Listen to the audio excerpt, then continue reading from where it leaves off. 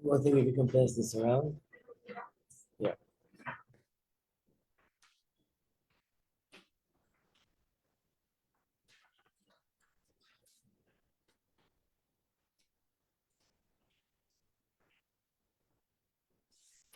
Okay, so with this class, it's called Moshiach Geulah, and I just want to give a little introduction.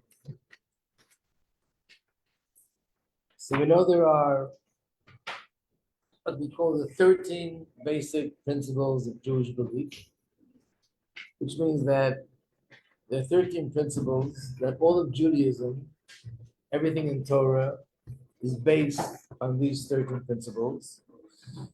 And in many communities, people actually say it every single day. It's like, I pledge allegiance to these 13 principles. They say, Ani Mamin, I believe in Hashem, that He's the one who created the world. I believe that the Torah is true. A list of principles, altogether 13. One of those 13 principles is the belief that Moshiach will come and take the Jewish people out of exile, rebuild the temple, and we'll be back in Eretz Yisrael. All Jews will be living in our homeland, which is Israel, and so on and so forth. So there will be a class where you're going to have a class on learning about all the 13 principles of belief. Rabbi Duba will be giving that class. The reason why this is separate is because there's a lot of details to this, and also something which is more relevant now, that the Rebbe has spoken about this a lot, and really the entire world today, the whole Torah world today, is very much in tune to the fact that there are a lot of things happening in the world that they all carry with them this indication, the sign that we're living in those times now. And it's a subject that there's a lot of confusion, a lot of things that people are confused about, what's right, what's wrong. And the purpose of this class is to learn about it, just like any other subject in Torah. And when you learn about it, you understand it, and you learn what it says in the original sources in the Torah, then we know what's right, what's wrong, how to understand it, explain things, and so on. So this is sort of a syllabus of what we're going to be covering. One of the most important things that helps and gives clarity when it comes to this subject is to read and to know what does it say in the Torah sources. It's not something which is good enough that I heard from my uncle that his grandmother told him that her cousin said that she heard this and this. People hear things. People there's a broken telephone syndrome, that somebody said one word, another person said another word, and before you know it, there's some new theory that comes out. So the best thing is to read the sources and know what does it say in the Torah sources. So the Torah source that we're going to be doing is number one, Rambam, Maimonides. Maimonides is a book of halacha, of law, and he has in his book all the laws of Torah. Believing in Moshiach is also one of the laws of Torah, and it's something which is practical, which means if someone comes along one day and says, I am Moshiach, and I'm here to take everyone out of exile and rebuild the third temple, just like we look into the Torah for the laws about Shabbos and about kosher and anything else, we also look into the Torah. Is it legitimate or not? In fact, there have been in the past people that presented themselves as Mashiach, and it was not acceptable according to Torah, it was false, because there's certain criteria in Torah. Who could be Mashiach? What does it mean, Mashiach? What is Geulah? So one of the first things we're going to be learning is Rambam, Maimonides. And there are two chapters, as you see here. Maimonides chapter 11 in the book, in the Laws of Kings, chapter 12. And then we're going to learn something Maimonides in the book of Tshuva. And then we'll be studying the Gemara, the Talmud. The source in Torah which talks a lot about Mashiach is actually more than anything else is in the books of the prophets. You learn about this more, but on the wall you have this chart. These are all the names of the books of prophets: Joshua, Shoftim, Shmuel, Malachim. So all the prophets, when they prophesied, they spoke a lot about the future that will happen when Moshiach comes. So the first thing which I want to do is go over briefly, this is what the purpose of this book is, go over briefly the different sources, and then later we'll go into more of the details. In other words, everyone heard something about Mashiach. So you want to know what I heard, is it authentic? Is there a source for it? Does it come from Torah? Is it people just fantasizing that this would be amazing and this would happen or that would happen? So here we're going to go through an overview of what's in the book of the prophets, and just a copy of the page where you can see the source, and just introducing all the sources to everything, and then we'll go into Rambam. A number of times when we did this class, students wanted to know the book of the prophets, where does that fit into history? So in this book, I just put this as a little introduction, that where the prophets came in history. So this is a history book that just divides Jewish history into different sections. The first sheet here is the world as it was before Abraham. The second sheet, where it says the forefathers, that's all the stories in the Torah of Abraham, Yitzchak, and Yaakov, and how they eventually went to Egypt. Then we have the story of how the Jewish people were in Egypt and how they left Egypt. And after they left Egypt, they were in the desert for 40 years. Moshe was their leader. And that page is Moshe the leader. And after that, after they went into the land of Israel, that's 40 years after leaving Egypt, that's when there was an era called the era of judges and early prophets. And then after that, there was another era called the kings and the first Beis Hamikdash. And throughout that time period, there were also prophets. They were prophets that they were leading the Jews. And just like Moshe, God gave them messages to give over to the Jewish people. And after that came the period where the Jews went into exile. This is just, these sheets are just that you should get a little bit of an idea like where in history it fits in. So basically the prophets began in that time period after the Jews left Egypt 40 years later as they went into Israel.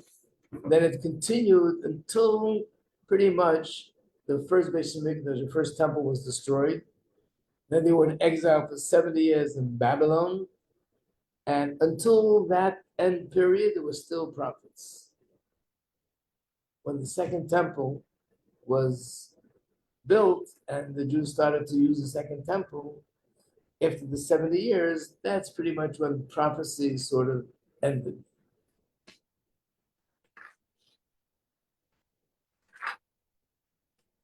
Okay, so I'm going to go through a number of things. First, you have here this page, page 1, which it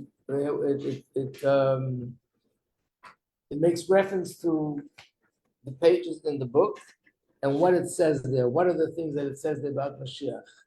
So in other words, each reference has a few points.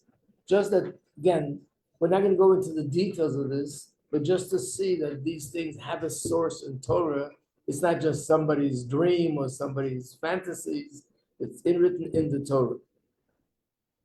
Number one, okay, so this is page 2. Let's look at page 2. I say page 2, I mean, not here, but after we start with the pages of this first page, I start with page 2.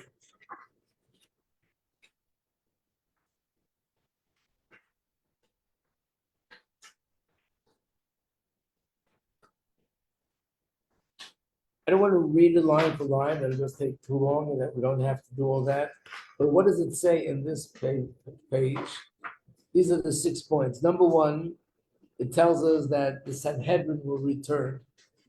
Sanhedrin means that in the Torah, in fact, this is the portion we learned about last week. There's the greatest authority body of the Torah authority is called Sanhedrin. These were 71 sages, and they were located in the Beis Hamikdash, in the temple, and they were the greatest sages of the entire nation. And any question that came up about Torah, about Jewish law, that was in question, they were the ones who would make the decision. So it means that pretty much they were the ones who ruled the Jewish nation from a Torah perspective. After the temple was destroyed, this also fell apart. So one of the promises in the Torah is that when Moshiach comes, the Sanhedrin will return.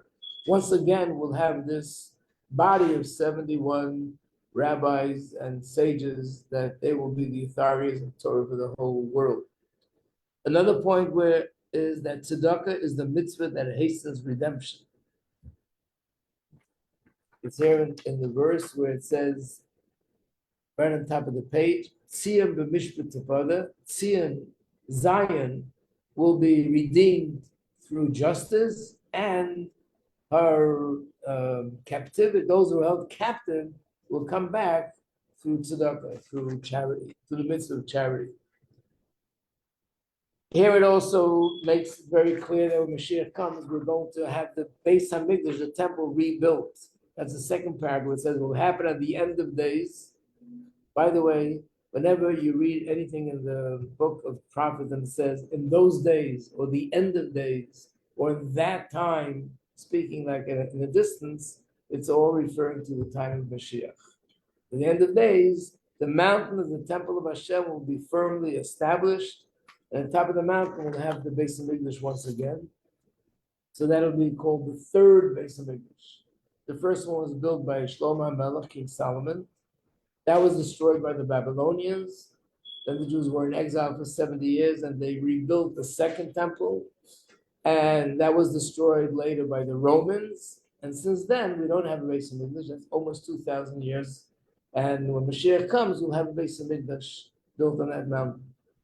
In fact, one of the things the Arabs are very concerned about is that the Jews are planning to build a Beis Hamikdash on the mountain, and they're going to take away their mosque, and somehow they have the education, and they're worried about Mashiach coming. But what they don't know is when Mashiach comes, it'll be utopia, not only for the Jewish people, but for the whole world. And everybody will benefit from that. We'll get into that later. Number 4, well, that's what the next thing is. All the nations will come to the third Beis Hamikdash. It'll be a temple which would provide spiritual light and spiritual energy, not just for the Jewish people, but for the whole world. Everyone will be coming to the Beis Hamikdash. Number 5 is also the famous verse that the nations will no longer be engaged in war. They will destroy their weapons. So, this is the famous thing that no nation will lift a sword against another nation. It's actually on the walls of they call it the Isaiah wall. It's the wall built opposite the United Nations, that when Mashiach comes, there won't be any more wars, and that's the ultimate goal. And that all the nations will come to Mashiach for guidance. That's one thing. If you turn the page number 3, what do we have there? There's another question which we'll talk about in detail, and that is, some people say, I can believe the idea that one day the world will change, and people will be living in harmony with each other. There'll be a lot of good and plenty in this world.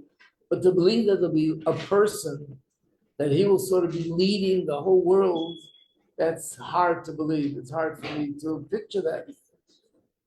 So to know that this is also in the Torah, that there'll be a person, and this person will lead the Jewish people, and will actually be leading the entire world. By the way, anyone know why Mashiach is called Mashiach? What the word means? What? Messenger. No, he is a messenger, but it's not the definition of the word Mashiach. Yeah.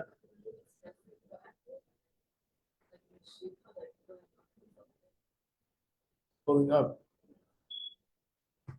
I mean, there are probably a lot of interpretations, but what I'm going to say is like the most literal reason why it's called Mashiach. So the word Mashiach in Hebrew actually means anointed. He's the anointed one. because when a person was appointed to be a king, they anointed him with oil. They put oil on his head, and this is the way a king was anointed in the Torah. The oil represents Hashem's presence, but this idea that there'll be one person, that's here on page 3. Let's take a look for 1 second. What does it say on page 3? A staff will emerge from the stump of Yishai, and a shoot will sprout from his roots. The spirit of Hashem will rest upon it. Basically, it's describing that this person who's going to be the one to take us out of Geulah will be a descendant of someone called Yishai. And that's, we all know, is David HaMelech, King David. He was a descendant, and Moshiach is a descendant of King David. So clearly that it's a person, and Hashem's spirit will rest upon him, spirit of wisdom, spirit of understanding, and he'll be able to lead the people and judge the people. So that's one thing we find on this page. Another thing is that he'll be a descendant of King David, and he'll be a prophet. Another thing it says that even animals won't be killing and doing things that animals normally do. If you look at the bottom of this page, there's also a prophecy which is also famous with the United Nations. It says at the bottom, the wolf, the last lines, the wolf will live with the sheep, the leopard will lie down with the kid and a calf, a lion, whelp, and a faulting fatling will walk together. I guess it's a certain deer. A young child will lead them, a cow and a bear will graze, and basically it said the little children will play with them. So here there's a little question, and that is, not just here, but a lot of verses. Is it to be taken literally, or is it a metaphor? One possibility is that it's literal, that the animals, their nature will also change. They won't be predators anymore. They'll live together peacefully. And how will they live if they're not going to kill another animal? What are they going to eat? They'll eat things that animals eat that are not meat of other animals. They'll eat things that cows eat. Another opinion is that it's a metaphor. The metaphor is that just like these animals are always fighting with each other, so too there are nations that are fighting with each other, and there are nations that are always fighting with the Jewish nation. When Moshiach comes, all that will end, and it's a metaphor for that. But the source of these words in the Torah, that the animals will live together peacefully. And number 5 is it says the world will be filled with knowledge of Hashem. Page number 4. There are a few things there that are found all over the prophets. I'm just going to try to point out the things which we haven't covered yet, just to see that it has its source. Number 4, the ingathering of the exiles. When Mashiach comes, we mentioned before that all the Jewish people will go back to live in Eretz Yisrael. Where's the source for that? So here, if you look at page 4 in this booklet. So before Moshiach comes, when Mashiach comes, he will bring all the Jews back to Eretz Yisrael. Of course, a lot of the things that are going to happen when he comes might begin before, but he'll bring it definitely to in a complete way. So it says here, it shall be on that day, again, the same term, that day, is referring to the time of Mashiach. Hashem will once again show his hand to acquire the remnants of the people who have remained from Assyria, from Egypt, from Pathran, from Cush. These are biblical names. Elam, Shinar, from all the islands of the sea. He will raise a banner for the nations and assemble the castaways of Israel. He will gather in the dispersed ones of Yehudah from all the 4 corners of the earth. So this is the source that when Mashiach comes, Jews will come from all 4 corners of the earth going back to the land of Israel. I don't think there was ever a time in history that the Jews literally in all 4 corners of the earth as much as it is today.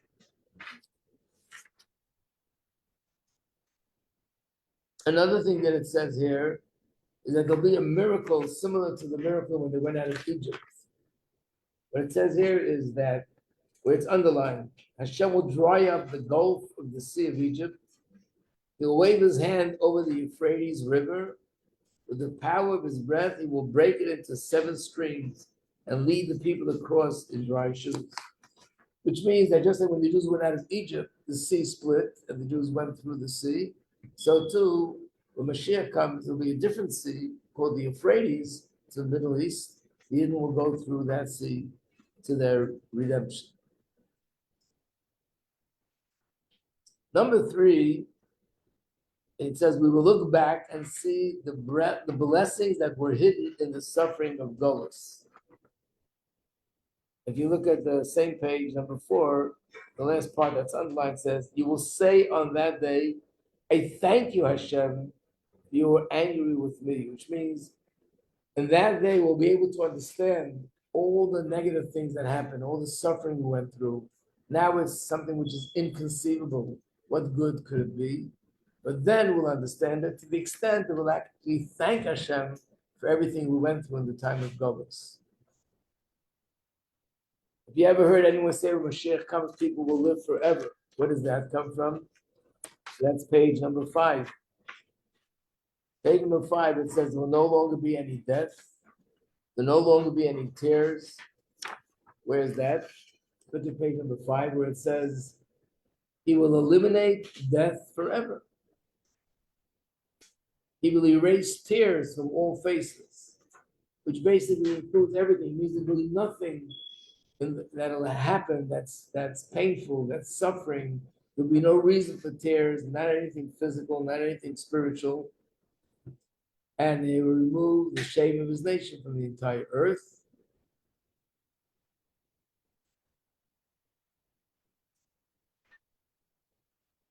Okay, we'll leave that for a little bit later. Let's go to the next page, number 6. Hashem will be revealed to our eyes. What does it mean? That we will learn later when we talk more about Moshiach. Yes. Good tears, that's not a problem. When it says, right, a prophecy, Hashem will remove tears from our eyes, people could be crying from happiness, from joy. They're so emotional that they cry. That's fine. Probably there'll be a lot of that. But he's referring to tears that come from pain and suffering. What?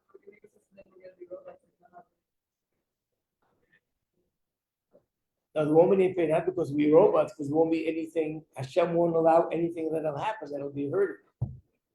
There won't be any sickness, and there won't be any death, and there won't be any hunger, there won't be any wars, there won't be any jealousy and competition and all the things that make people upset. So then there's no reason for tears.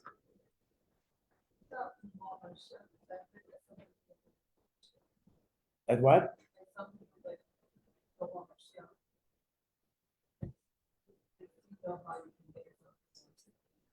The reason why somebody would not want Mashiach is because they don't really understand what it's all about. In fact, some people are afraid that Mashiach comes, I'm in the middle of a project, I have this beautiful home, I have a good business going, I have this, I have that. What's going to happen with all my things that I have? So one of the reasons that we need to learn about it, when you learn about Mashiach and you realize how it's going to change the world and how things are going to be to my benefit, and it'll be, now we're used to this kind of thing that when something good happens, it's good in one way, but it might be not so good in another way. In English, they say one person's fortune is someone else's misfortune. Someone gets fired from the job, but as a result of that, someone else gets the job. Someone gets evicted from his apartment. Now someone else, gets an apartment. So the world is, a lot of things are happening that are good, but also, and the same thing in a personal life. There are good things that happen. In one way it's good, but another way it causes pain in a different area. When Mashiach comes, it'll be exclusively good.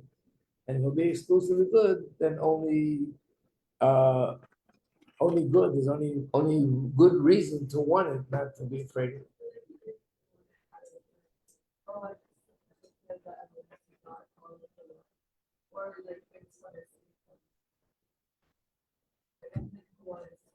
No, that's what I'm saying. We have to become a little bit more familiar with what it's about. It's a little bit of a fear of the unknown, maybe. So we got to become familiar with what it's about, and then it'll be easier to relate to.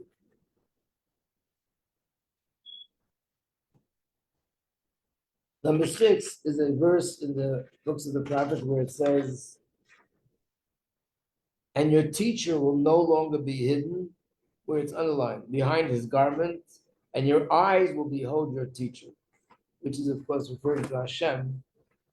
We use different metaphors to describe Hashem. Sometimes Hashem is described as our father, sometimes it's described as our mother, sometimes it's a description as a husband and wife, sometimes Hashem is our king, sometimes we talk about Hashem as our shepherd and we're the sheep. And there it talks about Hashem as our teacher. After all, he did give us the Torah, and we are his students. When Mashiach comes, the teacher will no longer be hidden, and we'll be able to see him with our eyes, which means godliness right now is hidden. All we see is a physical world, and a world that's physical and technical. When Mashiach comes, we'll be able to see his presence.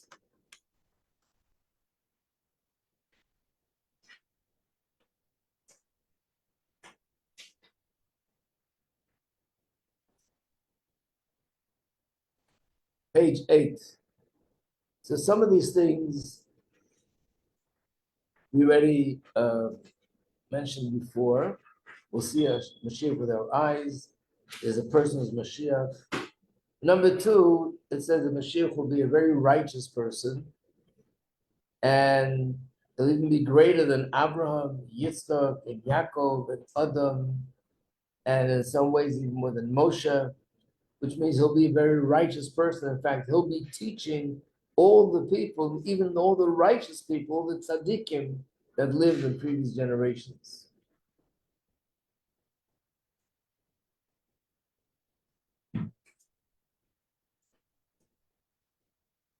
Number 5, page number 8 also has,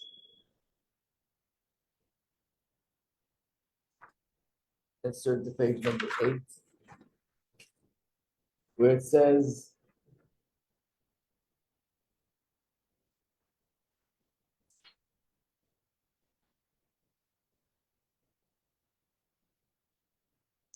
he was despised and isolated from men. And you have to, it's necessary to read the Hebrew because there are different interpretations to this.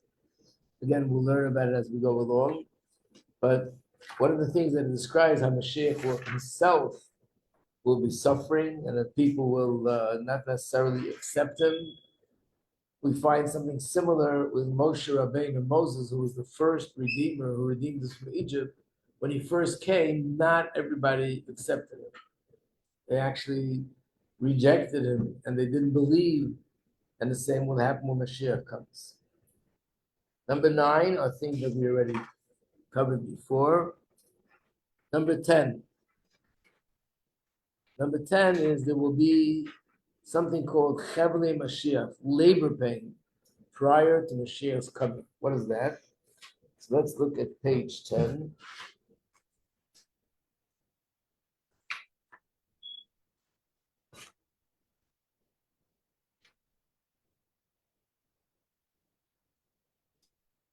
Again, it starts off by saying, look at the bottom where it's underlined, behold, days are coming. I will return the captivity of my people, Israel and Judah, and Hashem said, I will return them to the land that I gave their forefathers, and they will possess it. And then it says, a sound of terror we heard, sound of fear. And ask now and see if a male has ever given birth. Why do I see that every man puts his hand upon his lines like a woman in childbirth, and all the faces turn pallid? So basically, what it's saying here is that even though Mashiach is this amazing time, but just like a woman who gives birth, on one hand, it's an amazing gift and brings tremendous happiness. A new baby is born and tremendous joy. But prior to that, there's a period of pain, which is basically the pain of labor, where a woman is in a lot of pain before she gives birth to the baby. So the prophet is using that analogy that the same will be Mashiach. That when Mashiach comes, yes, it'll be like a new birth, but it'll be preceded with pain and suffering. In fact, this is one of the reasons why almost all, I think every single Torah authority from every end of the spectrum, all said that to them the Holocaust was the sign that's in the prophets that before Moshiach comes, we'll see something happening which is going to be unprecedented pain and suffering, and therefore they all felt that that is definitely the sign that we're getting close to the era of Mashiach. That's the basis for that. Number 11, we did. Number 12, the fast days and the days of mourning will be transferred to holidays. I think that's a mistake. It probably should have said transformed into holidays. So on page 13, we know that there's a few times a year that we fast. And besides Yom Kippur, we fast because we're mourning the destruction of the temple. Those 4 times are, we just had the 9th of Av in the summer. Before, 3 weeks early, we had the 17th of Tammuz. And then we have the day after Rosh Hashanah, it's called Tzom Gedalia. And then in the winter, there's a day which is called the 10th of Tavis. These are all fast days, different stages of things that happened when the temple was destroyed. And for each one of those, we fast. So if you look here, on page 13,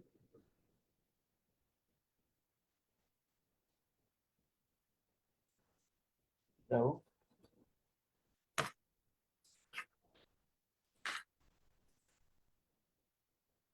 page 10, 12, sorry, page 12. So it says, again, we're describing the times of Mashiach. The maiden shall rejoice with dance. Young men and old men will rejoice together. I shall transform their mourning, M-O-U, into joy, and I shall comfort them, and gladden them from their grief. So when it says, I shall transform their mourning into joy, the Talmud says this means that those days on the calendar, which we mourn by fasting, when Mashiach comes, there'll be holidays.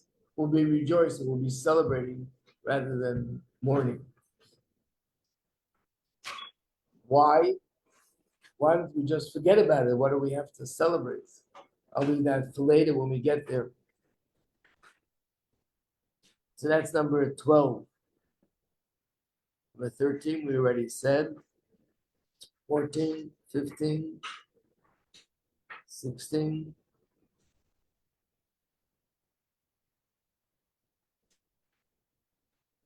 19. Let's go to page 19. Did anyone ever hear that Moshiach comes, he's going to blow a big shofar, and the whole world is going to hear it and get all excited? So the source of that are these words, where it says on page 19, is one of the books of the prophets, Zechariah. Hashem will appear to them, his arrow will go forth like lightning, and Hashem Elokim will blow with a shofar and go forth in a southern tempest. Of course, the details have to be understood, but what it says here is that he will blow a shofar. And there's also another verse, which we'll see later. In fact, in our davening, when we daven every day, one of the things we ask for is, Hashem, let the time come already where you will blow the great shofar and gather us all together from all over the world to come to Israel. And we'll learn about this also, whether this means literally Hashem will blow a shofar that is so loud that you can hear it at the end of the world, miraculous shofar, or it means that something will happen. There'll be certain world events that'll shake up every Jew all over the world, and that'll bring Jewish people closer to Hashem and closer to Torah.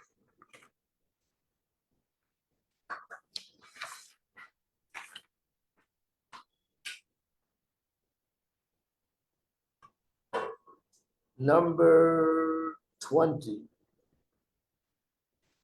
Mashiach will stand on the Mountain of Olives. Any of you who visited Israel would know that the mountain where the temple was built on, there's another mountain next to it. It's called the Mountain of Olives, Har Mishcha. And there's also a verse here that when Moshiach comes, he will first be standing on that mountain. Where do we see it? This is page 20.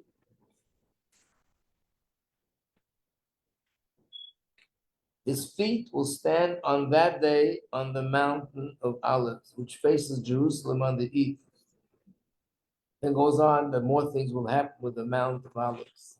So that's why that mountain is considered a very special mountain. Today, a lot of people requested that it be buried on that mountain. It's a burial place for that reason, because this mountain is like the place where Mashiach's feet will be when he first arrives. Number 21, all the nations will accept Hashem. That's page 21, where it says, on that day, Hashem will be the king over all the land, and on that day Hashem will be one, and his name will be one. What does it mean it will be one? Like what's now? And the answer is now, he's not accepted by the whole world. Naturally, the non-Jewish world, they'll all be observing their 7 mitzvahs. The Jewish world will be observing the 613 mitzvahs. But all of us will accept Hashem as the king, and everyone will believe and serve Hashem. Sorry.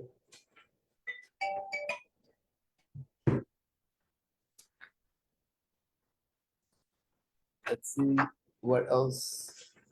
Again, these are all things that you might have heard about, but I know that it's very important to see where it is written in the Torah, just to know that these are things that have a source. They're not just. Number 22, in gathering, we already did. No, but the second thing, resurrection of the dead.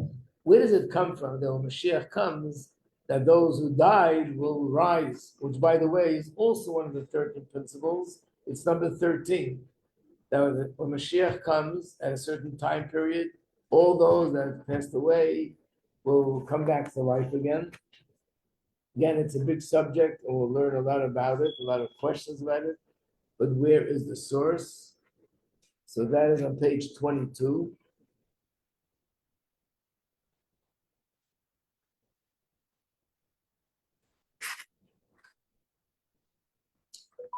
Page 22, 23.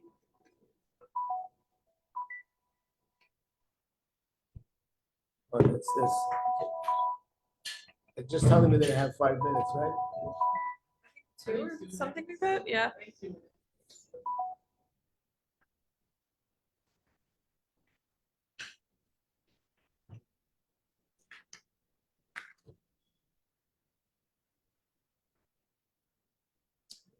Rather look at page 27, 27a.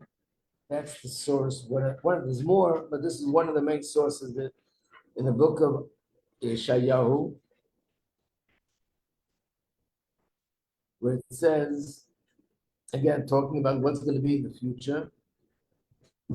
May your dead come to life, and the corpse arise, awake and shout for joy, you who rested in the earth, for your dew is like the dew that revives vegetation.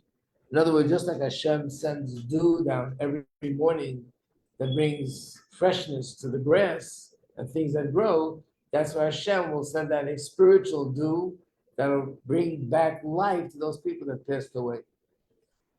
And while we're at it, let me just show you another place where it says that.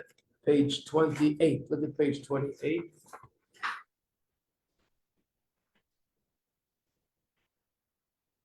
Here again, it has the thing about that the Jewish people go through a very difficult period. At the bottom of page 28, at that time, Michael, which is the name of an angel, will stand. He's the great heavenly prince who stands in support of the members of your people. And there will be a time of trouble such as there has never been since there was a nation until that time. This is why people refer to the Holocaust as this prophecy. But at that time, your people will escape. Everything that is found written in this book will occur. Then it says, many of those who sleep in the dust, earth will awaken. Again, the same idea. that those who are passed away will come back to life.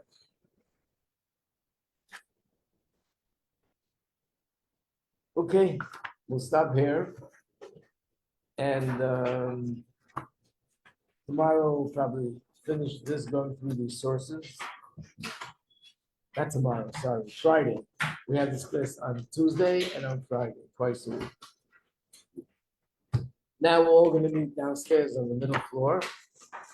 And we'll discuss a few things, a little bit of orientation.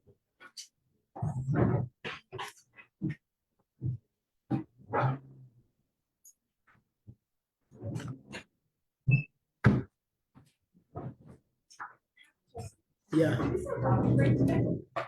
Yeah. Okay. The davening will be at 10:30 after the orientation.